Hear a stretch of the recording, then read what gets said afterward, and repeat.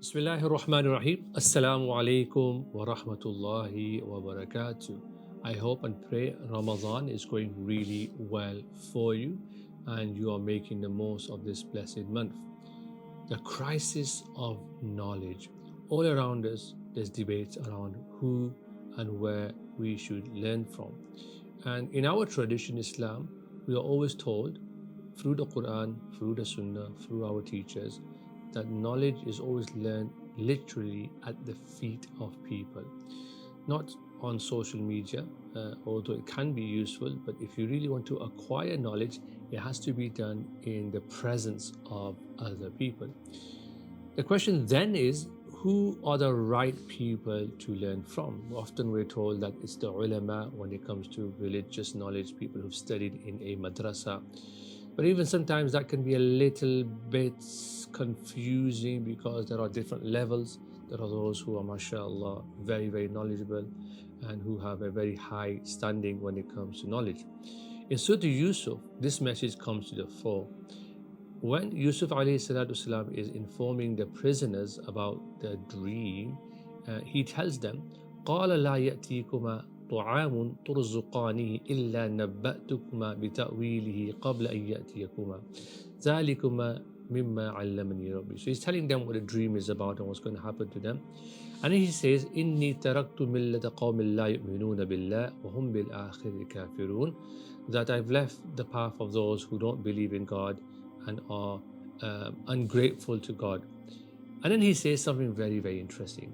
وَاتَّبَعْتُ, and I have followed مِلَّةَ آبَاءِ إِبْرَاهِيمَ وَإِسْحَاقَ وَيَعْقُوبَ, that I have followed the way of my fathers Ibrahim, Ishaq and Yaqub alayhi salatu wassalam.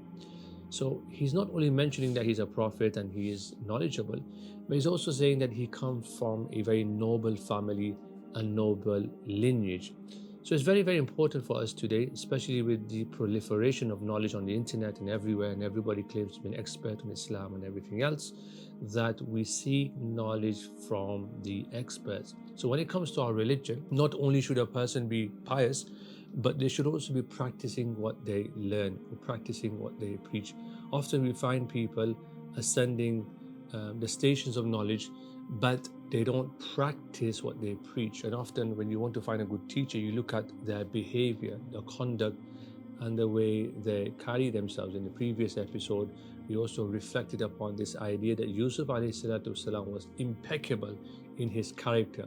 So seeking knowledge requires that the person that you're taking knowledge from is someone of impeccable character, someone who's known to be very punctual with their prayers, known to be honest, trustworthy, serves the community, isn't really trying to acquire knowledge so that he can make more money and become more famous, but actually rather to do the right thing, which is to please Allah and to serve the community.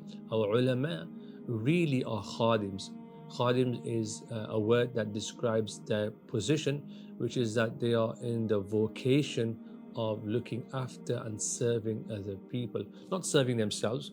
And this is why Imam Ghazali in his Ihya Ulumuddin, he has very strong words for what he calls the ulama su, the evil, corrupt scholars, because in his time, scholars were learning knowledge so that they could gain better pay packages, become more famous, well known, not learning knowledge really for the right reasons, which is to seek the pleasure of God.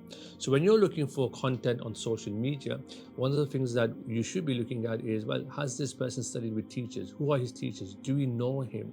Do we know where he studied? What's his track record like? And so this is really important. And I always say the safest bet is always to stick with your local ulama in your own communities. You might want to dabble on social media and learn a little bit of knowledge, but if you really want to learn real knowledge, sit with scholars, travel if you need to, and learn literally from the feet of scholars, and not from people on social media who are sort of personalities, who are a little bit cultish and are only spreading things out there just to get more followers. Imam Ghazali warns us that some people, they use knowledge and get into controversy and talk about controversial things, and the internet nowadays is awash with this, to get more followers. They'll talk about complex debates things to do with wahdatul wujud, wahdatul shuhud, really complex debates, which the average person doesn't really need to know, neither will they ever understand unless they study themselves, and they just cause more confusion. Recently, I was watching something. I mean, I only watched a little bit of it, where there was a debate for 6 hours. Two people were talking for 6 hours on something, and expecting followers to really watch that for hours, thousands of views. I really asked myself, would that 6 hours would have been better spent in learning real knowledge? So this is the message for you today in Yusuf alayhi salatu salam, that we look at their chain of transmission. Who did Haroon study from? Where did he study from? Who are his teachers that can stand and show that Haroon is actually someone that you should be learning from? I have an isnad, I have a sanid, where I've studied with teachers, for example, and so we should be doing this, and we should be verifying where we're learning knowledge from.